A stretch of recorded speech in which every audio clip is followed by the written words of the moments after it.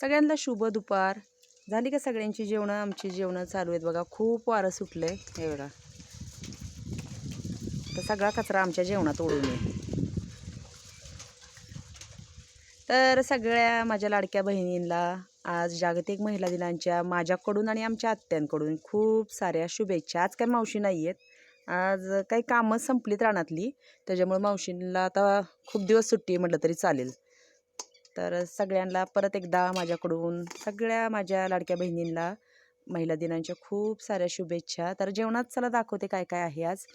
आत्याने परत थोडेसे तुकडे बनवलेत भाकरीचे. काय करायचं, मध्ये ज्वारी नव्हती तर किती गोंधळ उडला होता. छान साड्या अशा भाकरी पण बनवल्यात, म्हणजे मामांसाठी गणेशसाठी. आज चपात्याला दांडी आहे तर बनवली आहे, भाकरी बनवल्यात थोडेसे मस्त भाकरीचे तुकडे आणि मस्त तव्यातली भेंडी मिठाची हे बघा. आणि इकडे बटाट्याची पातळ आमटी बनवलेली इसराची.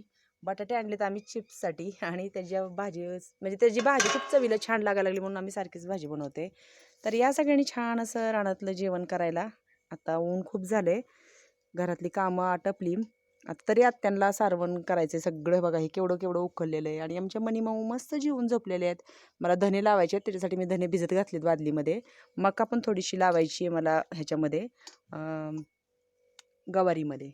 तर असं आहे, मला नंतर ऊन उतरल्यानंतर काम. आधी दळण करणार आहे, मामा थोडेसे आराम करतायत शेळ्या बांधून, म्हणून मी काय केलं थांबली आहे. कारण 2 दोऱ्या राहिल्यात आमच्या शेंडा मारायच्या, त्या मारणार आणि मग जाणार मी ते हे लावायला, मका लावायला, कारण उद्या भेंडी तोडायची. तर या सगळ्यांनी छान असं जेवण करायला रानातलं.